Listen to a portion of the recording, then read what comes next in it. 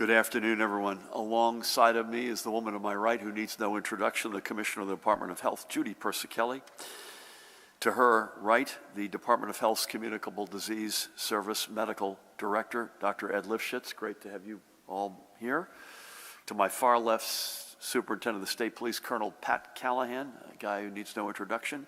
And to my immediate left, we welcome back Secretary of State Tahisha Way. We have Paramel Garg and a cast of thousands here. As tomorrow is Election Day, I've asked Tahisha to be with us to provide a final update on our efforts to ensure a smooth, secure, and successful election process. She and her team have been working alongside our county clerks and county superintendents and boards of election to protect the rights of every voter, the sanctity of every ballot, and the accuracy of the results. Everyone involved in our elections process, from Secretary Way on down to the precinct-level poll workers, takes the importance of protecting our democracy with the utmost seriousness.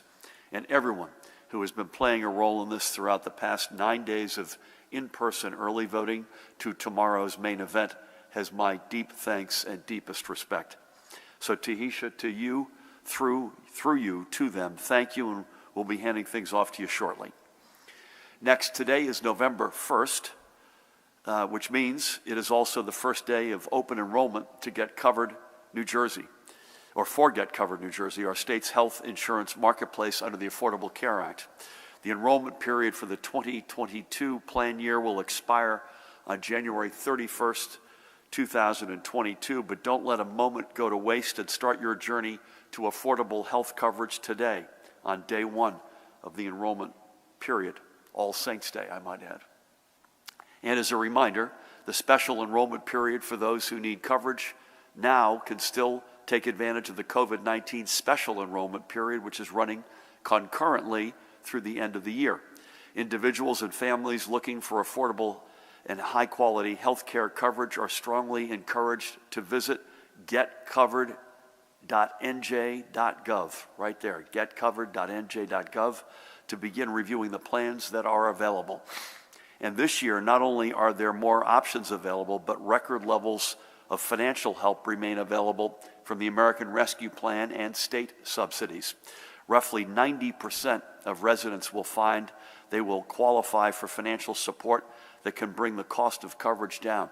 In fact, the majority of people receiving financial help can access a plan for $10 or less per month. Whether you are looking to renew your current coverage through Get Covered New Jersey or are a first-time buyer through our exchange, everything you need, again, is at one website, and it's that one right there, getcovered.nj.gov. Now let's move on to today's numbers.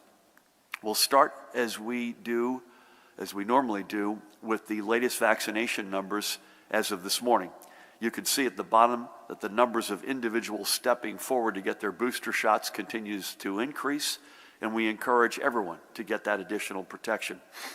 We are also awaiting the final support and guidance from the CDC regarding the eligibility of the Pfizer vaccine for children ages 5 to 11. As we noted a couple of weeks ago, the Biden administration has pledged its partnership with states to ensure the rollout of the supply necessary to vaccinate our kids, and we look forward to this plan moving forward.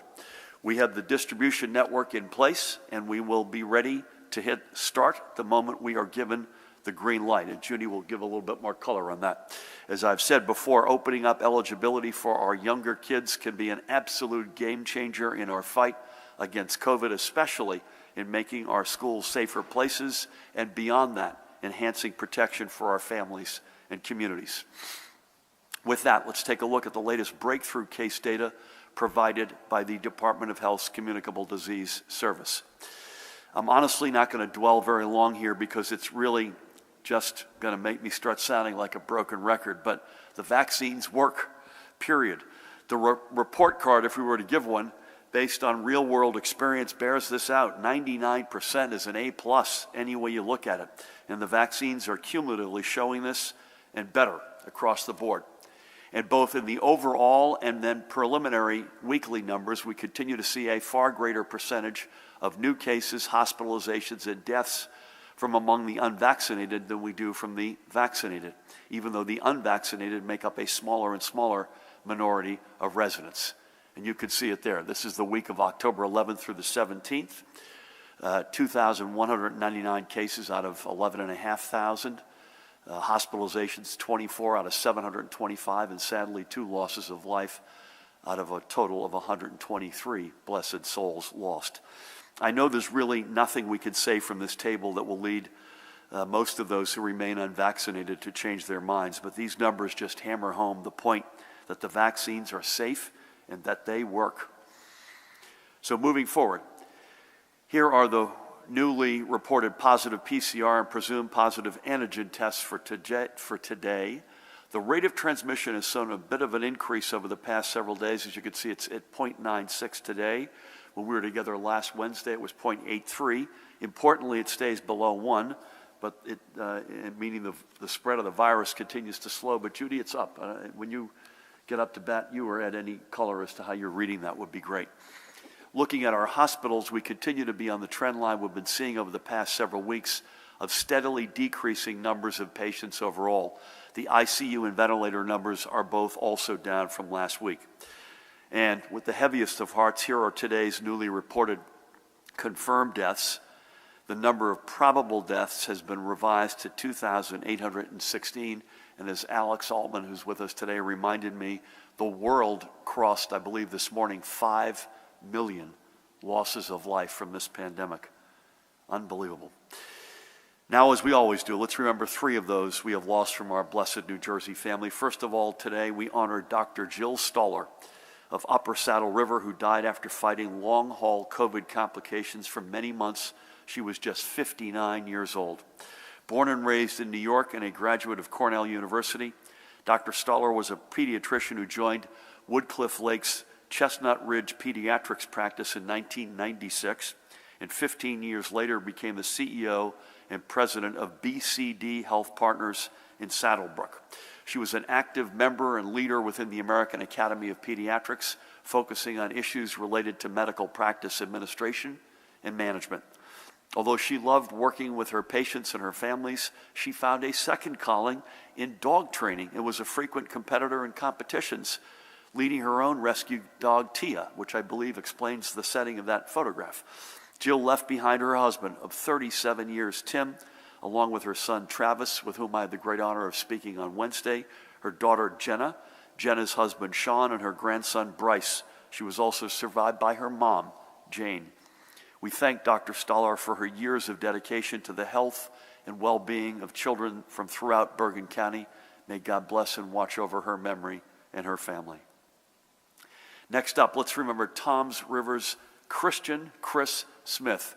Born and raised in Somerville, where his dad, by the way, served as mayor, Chris earned a degree in industrial management from Rider University and then had a successful career in business. A true family man, he also gave back to his community, coaching basketball for the St. Mary's CYO team from Stafford Township. And when he wasn't on the basketball court, you could usually find Chris boating somewhere in the Barnegat Bay. He left behind his children, Chris Jr., Kelly, Melissa, Matt, Aaron, and Lindsay, and I had the great honor of speaking with Aaron last Wednesday. He's also survived by his sister Kate and brother Drew. For all that he did for those around him, we are certain that God has blessed him, and we thank him for living our values of family and community. And finally today, let's remember this woman, Ilda Jacomino, one of the many tens of thousands of Cuban refugees who fled communism in the 1960s and came to call New Jersey home. She was 92 years old and lived in North Bergen, where I'm going to be in a few hours. Born in Havana, she fled her homeland in 1962, coming to New Jersey. She found work in a factory in Gothenburg that manufactured fuses. Ilda retired to take care of her husband, Segundo, prior to his passing in 1991. His loss was a horrible blow, but Ilda leaned on her remaining family to carry on and enjoy a new life. She is survived by her children, Ilda and Ramon, and Ilda is living in Denver, Colorado, and I had the great honor of speaking with her last Wednesday, and Ramon has remained in North Bergen. She's also survived by her granddaughters, Lindsay and Lauren, and her great-grandchildren, Isabel and William. Like so many, Ilda came to New Jersey to find a new life, In the process and through her family, we hope she found her American dream too. May God bless and watch over her memory and the family she leaves behind. Now, switching gears and ending today by highlighting another small business that has been put on a more secure path forward because of the partnership and support of the New Jersey Economic Development Authority. Felicia Monique, on the right, is the owner of Heritage Beauty Salon in Phillipsburg in Warren County. When Felicia opened her doors in 2014, Heritage filled a void by being not only the first black-owned salon in town, but by also being the only salon in Phillipsburg catering to the needs of African-American residents. Through Felicia's leadership and vision, providing medical benefits, a 401k, and educational benefits, the stylists she hires are finding a full-fledged career. Like many salons across the state, the pandemic's early days hit Heritage hard. Thankfully, through the EDA, she was able to receive several grants that allowed her to pay expenses and support her staff. And today, the doors of Heritage remain open. Phillipsburg is a historic town that's seen some tough days over the years, but which today is on the rise. And it's because, in many respects, of small business people like Felicia. And when I spoke with Felicia last Wednesday, I thanked her for her role in bringing Phillipsburg back. Check her out and check them out. They're at 499 South Main Street in Phillipsburg, 499 South Main Street. And her website is theheritagebeautysalon.com, spelled heritage, theheritagebeautysalon.com. So that is all from me this first day of November and the first day of open enrollment for Get Covered NJ. Again, if you need affordable health care coverage for 2022, go to getcovered.nj.gov. You got it right there, getcovered.nj.gov, and start checking out the options available to you. It is now my pleasure and honor to hand things over to our fantastic Secretary of State. Please help me welcome Tahisha Way. Thank you, Governor, and good afternoon and happy Election Eve. I want to begin by thanking all of the voters who have already cast their ballots in this election. Now, these are just unofficial results, of course, but as of yesterday, 495,336 voters have cast vote-by-mail ballots and 207,863 cast ballots at 139 early voting locations across 9 days. As we all know, this year was the first time New Jersey held in-person early voting, and we're glad that New Jersey voters have more options than ever to participate in our democracy. But tomorrow is the big day, Election Day. So here's what you need to know if you still need to vote. First, let's talk about voting in person. You can vote in person on a machine at your local polling place, just like you probably have done before. Before you head out to vote, we recommend verifying your polling location using our website, vote.nj.gov. Polls are open from 6 a.m. until 8 p.m. Accommodations will be available on site for voters with disabilities. Now, I have different guidance for you if you requested and received a vote-by-mail ballot but haven't returned it yet. In that case, you should plan to vote and return that ballot before the polls close tomorrow at 8 p.m. While you can return your vote-by-mail ballot through the mail at this point, we recommend returning it to one of your county secure drop boxes or at your county board of elections office. You can also find these locations listed at vote.nj.gov. You cannot, however, return your ballot to your local polling place tomorrow. Poll workers there will not be able to accept your completed ballot and cannot be responsible for it. So again, If you are voting a vote-by-mail ballot, make sure you return your ballot via Dropbox or at your local County Board of Elections office. Finally, if you requested a vote-by-mail ballot and have not received it, or received it and misplaced or damaged it in some way, you can still vote. Go to your local polling location and you will be able to vote via a provisional ballot. No matter what method you choose to vote, we want to make sure everyone who is eligible to vote is able to vote tomorrow. If you have any concerns or need assistance, you should reach out to our hotline, 1-877-658-6837. And finally, today is Election Hero Day. So I want to wrap things up with a big thank you to our election heroes. My team at the Division of Elections, our county boards of elections, superintendents of elections, and county clerks who work every day to make sure we have free and fair elections.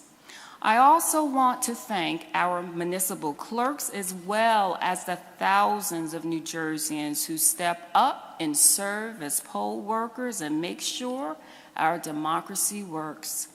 Thank you for protecting our elections and putting the voters first. Tahisha, thank you. Great work on the early voting. As I mentioned, I think from this table, it was the best voting experience I'd ever had in my life. So thanks for the great leadership, and to all the county clerks and boards of elections and superintendents, poll workers, just fantastic job. And we're getting ready for a big, successful day tomorrow. Please help me welcome, so thank you, Tahisha, the woman who needs no introduction, the Commissioner of the Department of Health, Judy Persicelli. Thank you, Governor. Good afternoon. Well, the FDA's action Friday in authorizing emergency use of the Pfizer vaccine for children 5 to 11 years of age is certainly welcome news. There are approximately 760,000 5 to 11-year-olds in New Jersey, so protecting them through vaccination helps us to further protect everyone. The FDA said its authorization was based on its thorough evaluation of the data that included input from its independent advisory experts. The clinical data they examined showed the vaccine is safe and 90.7% effective in preventing COVID in children between the ages of 5 and 11. The strong immune response was comparable to those individuals 16 through 25 years of age, according to the FDA. The safety of the vaccine was studied in clinical trials of over 3,100 children between the ages of 5 and 11 who received the vaccine, and no serious side effects were detected. Side effects that did occur were generally mild and occurred within 2 days after vaccination and went away within 1 or 2 days. More children reported side effects after their second dose. Commonly reported side effects in the clinical trial included a sore arm with redness and swelling, fatigue, headache, muscle or joint pains, chills, fever, swollen lymph nodes, nausea, and decreased appetite. The pediatric Pfizer vaccine is administered in a 2-dose primary series, 3 weeks apart, but it is a lower dose, 10 micrograms, a lower dose than that used for individuals 12 years of age and older, which is 30 micrograms. Acting FDA Commissioner, Dr. Janet Woodcock, said the FDA's comprehensive and rigorous evaluation of the data pertaining to the vaccine's safety and effectiveness should help assure parents that this vaccine meets the FDA's high standards. Tomorrow, the CDC's Advisory Committee on Immunization Practices will meet to review the data for expanding the Pfizer vaccine for children 5 to 11, with final approval by the CDC expected to follow. We know that parents have concerns and want to do what's best for their children. We also know that COVID does affect children. While case rates are declining across the state and the nation, Younger children are now the predominant positive cases, not only in our nation, but in New Jersey as well. We want to protect as many children as possible, and parents should discuss any questions they have with their pediatrician, their family physician, or their healthcare providers who they have trust in, and visit the Department of Health's COVID-19 vaccination page and the CDC website for information. We want children to remain in their classrooms this year, learning, sharing, and socializing with their friends, but doing it safely. The best way to ensure that that continues is to have as many individuals as possible vaccinated, including those 5 years of age and older. The department is actively working with the Department of Education to solicit and support school-endorsed vaccination events by leveraging relationships with schools, local health departments, federally qualified health centers, acute care hospitals, and other vaccine providers in the state. The Department of Health and the Department of Education held a call with the executive county superintendents on October 21st to encourage all districts to hold school-endorsed events. Since that call, the department has received an additional 51 requests for school-endorsed vaccine events across 14 counties. This includes 28 planning to hold events this month. The state has planned for pre-positioning the following pediatric doses in the state. We have ordered 203,800 doses, and more than 230 sites will be receiving those doses. The department has been in daily communication with vaccination providers, helping them to prepare for this next step. The breakdown of vaccination sites receiving pediatric Pfizer doses includes 65 primary care practices, including pediatric practices, 40 independent pharmacies, 37 county and local sites, 35 acute care hospitals, 27 federally qualified health centers, 18 chain pharmacies, 6 other sites including urgent care and university sites, and the Gloucester County mega sites. So at this point, all 21 counties will have sites where PEDS Pfizer vaccine will be available. Moving on to my daily report, as the governor shared, our hospitals reported 712 hospitalizations of COVID-19 positive patients and those under investigation. There is one new report of multi-system inflammatory syndrome in children. Currently, there are 135 cumulative cases in our state. At the veterans' homes, there are no new cases among the residents, and at the state psychiatric hospitals, no new cases among patients at those hospitals. When we look at the daily percent positivity in New Jersey, as of October 28th, in New Jersey, it is 3.61%. The northern part of the state is 2.99%. The central part of the state, 3.97%. And the southern part of the state, 4.53%. So that concludes my daily report. Please continue to stay safe, and let's get vaccinated to protect ourselves, our family, friends, and our children. And I'll pass this over to Colonel Pat Callahan. I was fairly certain the governor was going to kick it to me, but thank you, Commissioner, too.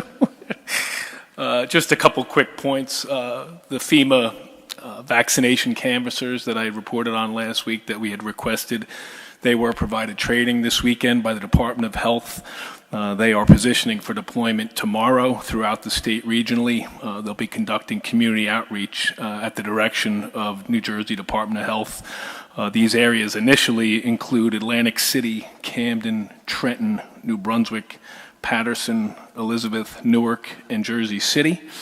Also, with regards to a little bit of a post-mortem on the storm, we did see some localized flooding in Atlantic, Camden, and Salem counties. Outages, although not horrible at their peak of the storm, were at 22,136, and as of right before this press conference, they were down to 184. We did see a spike down in Berkeley Township in Ocean County due to a motor vehicle accident on Route 9, which saw more than 1,400 customers without power. And I'll close with regards to Election Day. As we do on every Election Day, our Emergency Operations Center will be activating tomorrow at 6 o'clock in the morning. We will also have our Cybersecurity and Communications Integration Cell up and running to monitor any type of cyber threats to the election. Myself, the Attorney General, and the Director of the Office of Homeland Security, Lori Duran, will be stopping by the EOC just to thank those workers for coming in and working on the election. Thanks, Governor. Pat, thanks for pinch hitting for me there. I apologize. Good to see you. Good to have you. With that, we'll take a few questions. We'll start with Sam. That's you, right? Before we do, I think we're two quickies. One is there's a lot of moving parts this week, so we will be somewhere on Wednesday. We're not sure yet whether it's here or somewhere else, but we will definitely have some kind of a update, and obviously on COVID, but we'll also obviously be doing social and whatnot as it relates to that. And secondly, I think particularly given the Secretary of State is here, I think we're very happy to field political questions, but I'd rather not do them in this forum, if that's okay with you all. So given our proximity to the election. So with that, Sam, take it away. Got it. A few of the pandemic-era executive orders that were left intact by the public health emergency bill in May will expire in a few weeks. Are you planning on requesting that those orders be extended? If so, which ones? And then tomorrow, in addition to being Election Day, is also the start of lame duck. What are some of your priorities in the final months of the current legislative session? Thank you for both. I've got no color on the executive orders. Paramel, anything you want to add to that? Yeah, so no news to break here. The bill that the governor signed in June lays out a process for some of those executive orders to be extended. So if we need to utilize that process, we will, but we don't have anything to report as of yet. And I think, again, lame duck is upon us, win, lose, or draw, right? So I think you're going to see us, without getting into a lot of detail, you're going to see us with a pretty robust agenda. There's still work to be done, still unfinished business. I probably won't get into any details today, but expect us to begin that process on Wednesday. Again, win, lose, or draw. Thanks for coming and for the questions. Joey, is that you? How are you? Doing good. How are you? Good. So Secretary Wade, two questions for you. Could you get that closer to Joey's mouth? There you go. Sorry. Secretary Wade, two questions for you. One, are there any technology concerns involving the counting of votes, the uploading of votes, anything to do with, Election Day counting tomorrow? And then can you give the current number of cure letters that have been sent out to cure absentee ballots? And then a follow-up question for you, Governor. I was also going to ask about lame duck. Are your plans for lame duck contingent at all on what happens in the election tomorrow, given that things might change? Thank you. Thank you, Joey. To the best of my knowledge, Tahisha, you should answer these. I do not know the answer on the cure letters. You should address that as well. But technology, so far, we had a great meeting with you and Lori Duran last week. I think, I don't want to put words in your mouth. You've been feeling quite good about this, right? Yes, thank you, Governor. We do feel good about the technology and the security. Colonel had mentioned the level of law enforcement coordination and participation at the ROC tomorrow, and of course all of the monitoring that goes on. And I too will be visiting the ROC because this is a team effort in making sure that everything is secure in the integrity of the elections infrastructure throughout. And regarding the cure letters, I know it's our understanding various cure letters have gone out to voters, but at this time we have to still await the counties to provide those specific numbers. And once we do, we will definitely provide to whoever would like to receive those. So thank you. Thank you for that. Joey, the answer is no, from my perspective, in terms of does the lame duck look different, whether you're win or you lose. We're going to go at it and work our tail off right through the tape whenever that comes. Thank you. Alex, good afternoon. Good afternoon.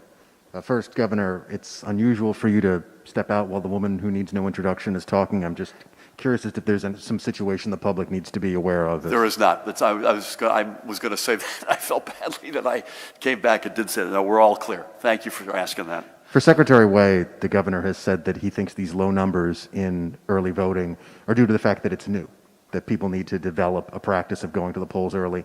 I'm wondering if you agree, and if you feel that the expenditure of $60+ million to get this up and running was worth it with so few people taking advantage. For you, Governor, since this is a coronavirus briefing, not a political question, but it's your last chance before Tuesday, can you point to a single mistake that you made during the coronavirus pandemic? And can you point to a single person or entity that you would like to apologize for a mistake that you have made prior to Election Day?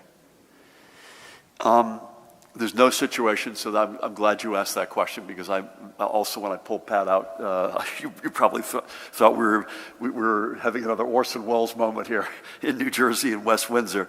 But no, there's nothing there. Before Tahisha's welcome to add to this, if you said to me 10 days ago, remember, we have no muscle memory in the state doing this. We've never done this before, so we always knew this was going to be the beginning of a journey. This is absolutely the right step to take, and I'm incredibly happy we've taken it. And most of the money, as Tahisha knows, is sunk money. The technology is sunk.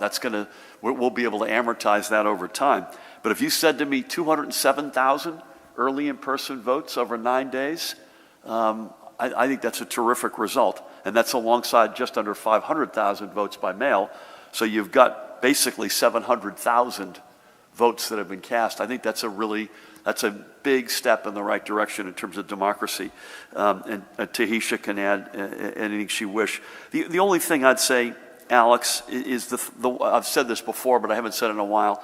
The thing that got me angry, and again, we found, even though we didn't agree on a whole lot, we found a lot of common ground, particularly in the emergency moments with the Trump team.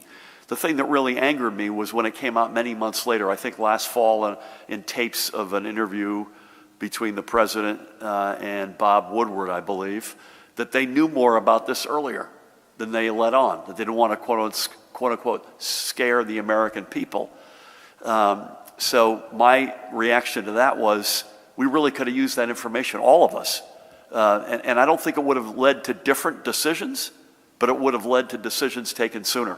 There's no question that we would have taken steps sooner, and probably the same steps. But that's the one thing that really continues to bother me.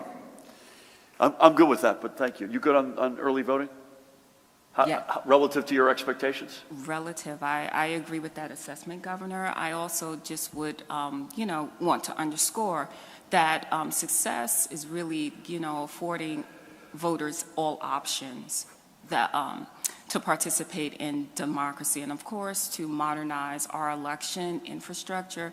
You look at vote by mail when it first arrived in New Jersey, and you look at how it has increased throughout the years. And that may of course be true in terms of how early voting is also going to be. And then just think about last year.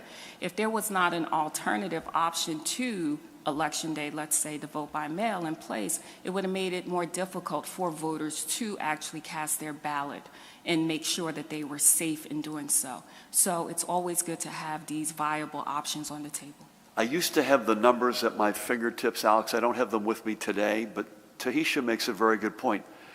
We think of vote by mail as something that's been here forever and for always at this level, and the fact of the matter is it isn't. It hasn't been. And so the numbers that I'm referring to are the uptake in vote by mail, even putting the COVID pandemic craziness of 2020 aside. It's muscle memory that we built over time, and the same thing is true of early in-person voting. So this is a home run as far as I'm concerned. Good afternoon. Good afternoon. Just one for you. Can you name your top 3 priorities for a second term if you get a second term?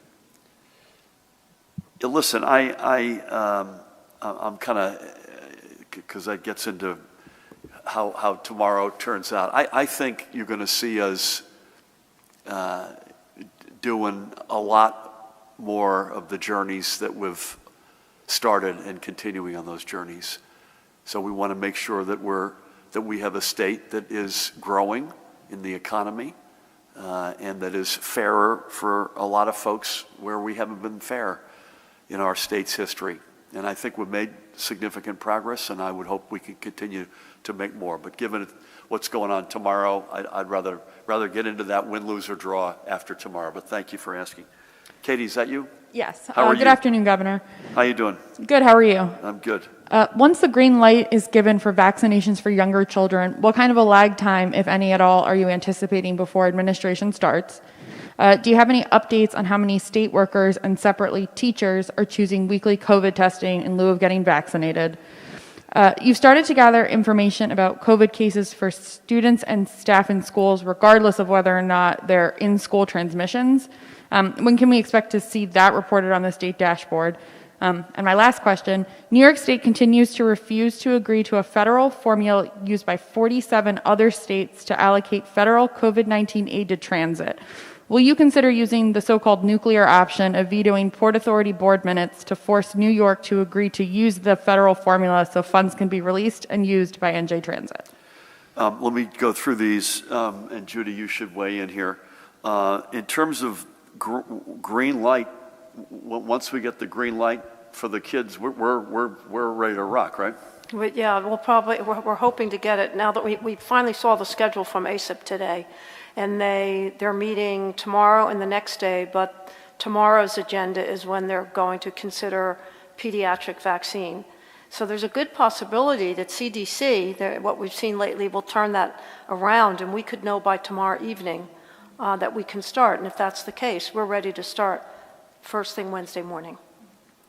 I've got no update on either the state worker or teacher number. I know we're gathering that data. And your question, Katie, on students and staff was to have both a combination of in-school transmission and out-of-school transmission that impacted those communities? Yeah, and when would we see those numbers reported on the state dashboard? I think, can we get back to you on that one? Sure. So Alex, can you follow up both on the numbers as well as when that might be, unless you've got something on that, Judy? It's a lot. The in-school transmission is on the dashboard. Yeah, and Katie's wondering whether or not we'd then add the out-of-school transmission. I was going to pull Ed in actually to comment on the Carissa negotiations with New York State, but perhaps this is a more ripe area. If you think so. Yes, and let me start by saying, as I mentioned, yes, on our dashboard we do have in-school transmissions, the number of outbreaks in schools, the number of reported transmissions. We know a few things about those numbers. We know that they tend to be underreported because schools don't necessarily know about every single case and every single transmission that happens in there. And we know that they don't always get reported. We do also on our dashboard currently separately list all cases of COVID broken down by age groups. So you can go ahead and basically look at those two different things, see the total number of cases, and subtract from that the number of known reported cases in school outbreaks and come to a number. Now, is that number the number of cases absolutely not happening in schools? No, because again, we know the numbers aren't perfect, but they will give you a pretty good idea. Ed, now that we've got you, rate of transmission crept up, and I had to run out and take a quick phone call. I'm not sure if Judy addressed it or not, but how concerned are you about that, and how should we be feeling about it? I am preternaturally worried about things, and I tend to worry about these things all the time, but overall, no, I think we're still in good shape. The overall trendings are trending down. The numbers over the last couple of days are looking better compared to where they were a week ago. We are seeing improvements across essentially all parts of the state and all age groups to some extent. And the overall trends in our surrounding areas also are following the same general trajectory down. So I think that we have, as we like to say, flattened the curve, and we are going down, and I do think we're going to continue to go down at a gradual pace. And again, the big concern I think we've heard expressed from this table by all of us is colder weather, holidays. We just want to make sure that we're doing the right thing. And again, having the kids' vaccine up and running will be a big weapon for the positive. I've got no news on the New York deliberations, but we're going to make sure that we get our fair share, as we always do, whether it's for a commuter or for the state's budget and the resources that are rightfully due to us. We enjoy overwhelmingly good relations with our neighbors, and that includes New York. Governor Hochul and I were exchanging messages over the weekend, not related to this, but we're going to see each other in a couple of weeks. And I'm optimistic we still get to a good result, but we're going to stand our ground in terms of getting what's our fair share. But thank you. Nikita, welcome back. Let's go to you if we could. Thank you, Governor. So just two today. So at the moment, there are 86 bills on your desk that have been there since June or perhaps even earlier, and about half of them, 46, will become law on Thursday when the Senate meets for a quorum. The remaining 40 will see the same fate on Monday. So I'm just wondering if we should expect to see a flurry of bill signings or vetoes over the next few days. Separately, the Department of Labor has said that its one-stop career centers might offer unemployment services down the line. I'm wondering how that will impact residents who have been unable to get unemployment throughout the pandemic, and whether you think that change should happen sooner. So good to see you. We got a lot of bills sent our way in June, and so we want to make sure we always deliberate, analyze, and make an informed decision on all these, and they were literally measured in the hundreds. But I'm very confident that we'll meet our deadlines both for the Senate re-adjournment and for the Assembly next Monday's re-adjournment. But so no color beyond that. But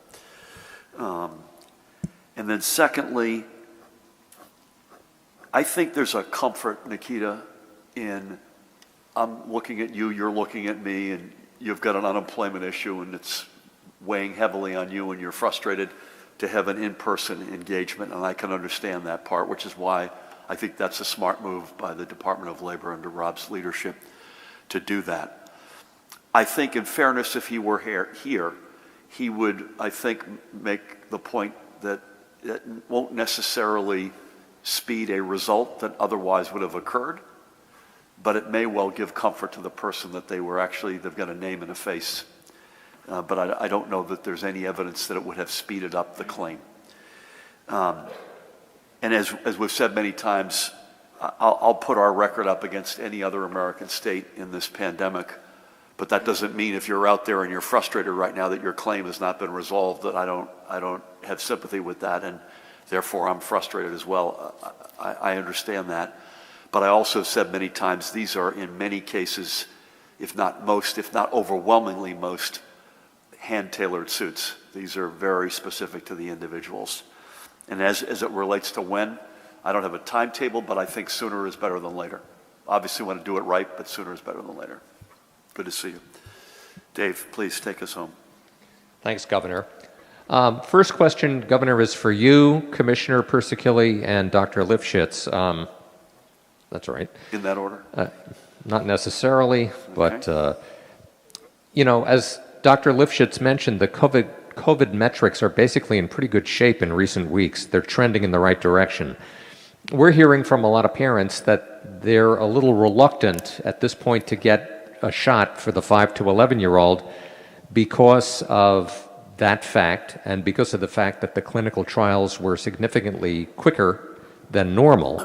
Is that a concern? And is this vaccine any riskier than any other vaccines that are traditionally given to children in New Jersey? And if you had a younger child in this age group, what would you do? And then secondly, for Colonel Callahan and Secretary Way, have there been any election cyber threats or any other kind of threat that we're aware of in any way, shape, or form to this point? And some people are concerned about the possibility, they think, of hacking a voting machine. Is this a concern? Is there any way somebody could hack it? Or would you have to literally break into it and change configurations of the mechanics of it? Thank you. Dave, I will start, if I may, on both, and we'll turn to Judy and Ed more importantly for the first, and Pat and Tahisha for the second. I'd just say two things that I know to be true, and I'll leave the rest of it to the experts.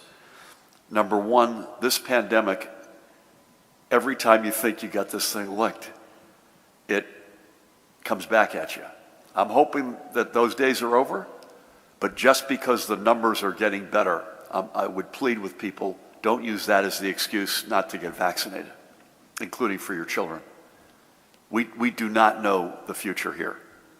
And I wish I could say otherwise. I hope I'm wrong when I say we run the risk that the numbers go back up again when we get inside and celebrate holidays. But specifically, just because the numbers right now are getting better is not reason to not get vaccinated. Secondly, I will say definitively, because Tammy and I have spoken about it, if our kids were still in that age range, we would absolutely get them vaccinated, unquestionably. Why don't we, I'll hold off on cyber and go to Judy and Ed for any more. How risky, is this riskier, Ed, than other vaccines? Should we be concerned that the trials were on a shorter time frame?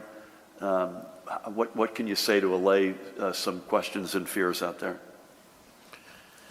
Yes, the vaccine was developed quickly, and that's a total tribute both to the scientists who are working on the vaccine, the years of research that went into mRNA and other techniques leading up to this, as well as the thousands of people who volunteered to take part of trials to show that they are safe. So yes, the trials did include thousands of children in order to get to the point where we can say that yes, while nothing is 100% without risk, these are clearly safe vaccines, and there's nothing to suggest that they're any riskier in this age group than in any other age group. And one of the great silver linings of this pandemic has been that children are relatively spared compared to adults and older people when it comes to illness and so forth. That relative is a relative term, meaning COVID-19 is still in the top 10 causes of pediatric deaths, has been for the last year. It is still a significant cause of children dying. We do know that children get sick. We do know that children sometimes develop long-term COVID and other symptoms, other syndromes that can persist for months or years, causing them real serious problems. Any risk from the vaccine is clearly lower than the risk of the illness itself. We also know that one of the things we've been talking about is getting together with families. We're talking about families getting together for Thanksgiving, for Christmas. Well, what happens in those environments? Well, you tend to get together with your grandparents, your uncles, your aunts, your other older people. And certainly, if I still had children that age, I would want the whole gathering to be as safe as possible. And how do you have that happen? You get those kids vaccinated so they can't possibly become infected, so they can't possibly infect the other older people who are a whole lot more vulnerable. So if I wanted to protect my entire extended family, I would start by trying to get the kids vaccinated. Similar to what we do, by the way, every year with flu. We vaccinate the kids for the flu, largely because they can transmit it to older people, and particularly in their family, where it's a whole lot deadly. And last, there's a real practical reason why I'd want to get my kids vaccinated, because you know what? We know that schools are somewhat of a mess, as hard as people are trying. We know that kids are out on quarantine on a regular basis. We do what we can to try to protect against that. And one of the best things you could do is you get your kid vaccinated. If your kid is vaccinated and they're exposed to somebody else in school, they don't have to stay home and be quarantined. You don't have to worry about them not going to school or arranging for childcare or yourself taking off from work to take care of them. So there's a real practical reason there as well. So that's my kind of long answer to your short question. Yes, they're safe. And the very last thing I would say is, you know what? Go talk to your pediatrician. We know that the American Academy of Pediatrics strongly supports vaccination for children. You know, they're the experts in taking care of your kids. If you have any questions, talk to them. Great answer. In a funny way, this vaccine is, to the point on holidays, it's coming at exactly the right time, right? So getting our kids under the age of 12 fully vaxxed up before Thanksgiving, Christmas, Hanukkah, New Year's, etc., is good timing. Lori Duran and you and I met. Lori's the acting director of the Office of Homeland Security and Preparedness. Pat, you've been a part of these conversations. Either Tahisha or Pat are welcome to weigh in here. Feeling very good about, knocking on wood, by the way, about the cyber reality so far, but please add in anything you all would wish to. Okay. Thank you, Governor. It's highly likely, I'm going to speak towards the machines, that, there could be any potential hacking. There's the security protocols that are in place, the seals, our counties, folk have been trained and also have provided their security plans to OHSP. Unfortunately, I can't get into any specifics. It's like at a football game, you look at the coaches, you see how they have, as they're calling the plays, the play card over their mouths, so you know that they are prepared for the play. But at the same time, unfortunately, no specifics can be given. And to my understanding, there has not been any cyber threats made at this time. That's my understanding as well. Good luck to your Giants tonight, by the way. Pat, anything you want to add? I would just add that we have an entire unit, the Cyber Threat Intelligence Unit, dedicated to monitoring that, David.